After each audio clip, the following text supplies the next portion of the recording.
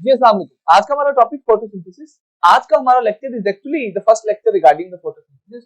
आज के लेक्चर में मेरा बच्चा मेरी ये कोशिश होगी कि मैं आपको फोटोसिंथेसिस के प्रोसेस से एज अ होल रोशनास करवाऊं। हम ये बात करें कि फोटोसिंथेसिस का प्रोसेस होता क्या है, इस प्रोसेस के रिएक्टेंट्स कौन से हैं, प्रोडक्ट कौन से हैं, कौन कौन सी चीजें रिक्वायर होती हैं, क्या रिक्वायरमेंट्स हैं, इन सब चीजों के बारे में हम आज ब्रीफली बात करेंगे।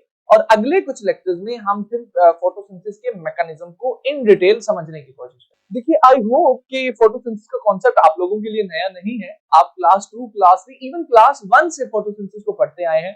सो आज हम करेंगे ये कि आपके उन्हीं कॉन्सेप्ट्स को जरा रिवाइज करने की कोशिश करेंगे और इसी रिवीजन के साथ इंशाल्लाह अज़्ज़ वजल हमारा ये लेक्चर भी एंड हो जाएगा। चलिए जी, let's start from the definition of the process. कोशिश करते हैं हम लोग एक प्रॉपर डेफिनेशन बनाने की कोशिश करें इस प्रोसेस की। मेरे साथ साथ रहिएगा जी। फोटोसिंथेसिस जो है मेरा बेटा, ये एक ऐसा प्रोसेस है, this is actually a process through which, जिसके जरिए प्लांट्स हैं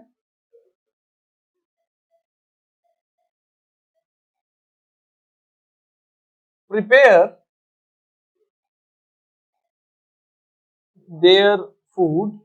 ये ऐसा प्रोसेस है बेटा जिसके थ्रू प्लांट अपनी फूड बनाते हैं यूजिंग, क्या यूज करते हुए, एक तो ये कार्बन डाइऑक्साइड यूज करते हैं and the second thing that the plants use is water. Using carbon dioxide and water in presence of sunlight. देखिए, चार चीजों का मैंने जिक्र कर दिया है इस डेफिनेशन में। The very first thing is कि ये ऐसा प्रोसेस है जिसके थ्रू प्लांट अपनी फूड बनाएंगे, खुराक बनाएंगे। वो बनाएंगे कैसे? दो चीजों को यूज करते हुए, कार्बन डाइऑक्साइड एंड वाटर। और इस रिएक्शन के लिए सनलाइट की प्रेजेंस भी बहुत जरूरी है। यहां से एक और चीज भी अंडरस्टैंड कर ले कि सनलाइट के साथ साथ क्लोरोफिल भी जरूरी होता है। क्लोरोफिल बेसिकली सनलाइट को कैप्चर करता है। तो इसी डेफिनेशन को अंडरस्टैंड करके अगर मैं एक इक्वेशन बनाऊं तो मेरा बेटा मेरे पास ये बनती है फोटोसिंथेसिस की, कि फोटोसिंथेसिस के प्रोसेस में कार्बन डाइऑक्साइड और वाटर यूज होते हैं और बनता है glucose. Now this glucose is actually the food of the plant.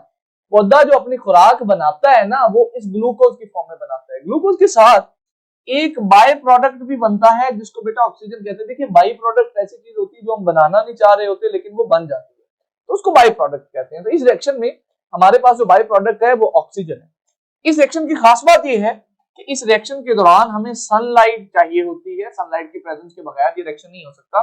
और सनलाइट को एब्जॉर्ब करने के लिए भी एक चीज प्लांट के पास होनी चाहिए, उसको बेटा कहते हैं क्लोरोफिल। ये जो क्लोरोफिल है ये एक्चुअली सनलाइट को एब्जॉर्ब करता है और उसके थ्रू रिएक्शन होता है। इसी सिंपलर इक्वेशन की एक्सप्लेनेशन ये है मेरा बच्चा। अब यहां पर देखिए हो क्या रहा है, हमारे पास दो रिएक्टेंट हैं, कार्बन डाइऑक्साइड एंड वाटर।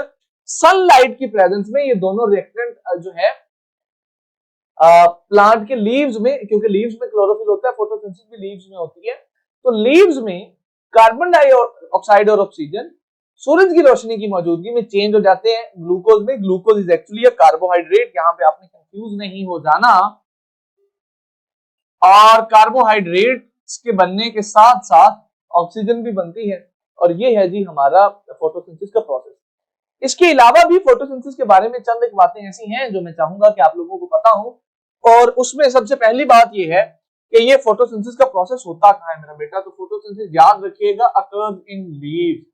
देखिए, जो लीव्स है ना, लीव्स में होता है क्लोरोफिल, इसीलिए होते हैं वो ग्रीन। और जो फोटोसिंथेसिस का प्रोसेस है वो भी लीव्स में होता है। इसके अलावा ये बात भी समझना जरूरी है कि फोटोसिंथेसिस किन ऑर्गेनिजम्स में होती है, किन में नहीं होती। क्या ये सारों में होती है? सारों में होती है तो फिर तो ठीक है। अगर सारों में नहीं होती तो किन ऑर्गेनिजम्स में होती है, किन में नहीं होती? याद रखिएगा जी अकरेंस के बारे में कि फोटोसिंथेसिस होती कहां पे है। दो ऑर्गेनिजम्स बेटा आपने याद रखने हैं। एक तो जी ऑर्गेनिजम्स का ग्रुप है जिनको हम कहते हैं प्लांट्स। प्लांट्स में फोटोसिंथेसिस होती है। प्लांट्स के अलावा मेरा बेटा कुछ एल्जी हैं जिनको हम कहते हैं फोटोसिंथेटिक एल्जी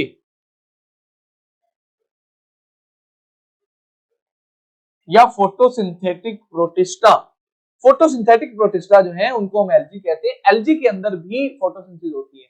तो पूरे 5 के 5 किंगडम्स में हमारे पास 2 ग्रुप ऐसे हैं मेरा बच्चा, एक प्लांट्स का, दूसरा एल्गी का, जो फोटोसिंथेसिस करते हैं। इनके अंदर एक्चुअली क्लोरोफिल होता है that helps them to do photosynthesis, और इस तरह से इनकी जिंदगी के मामलात चलते हैं।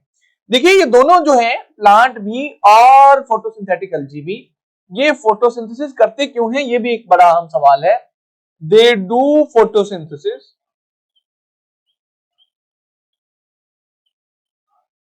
To prepare their food.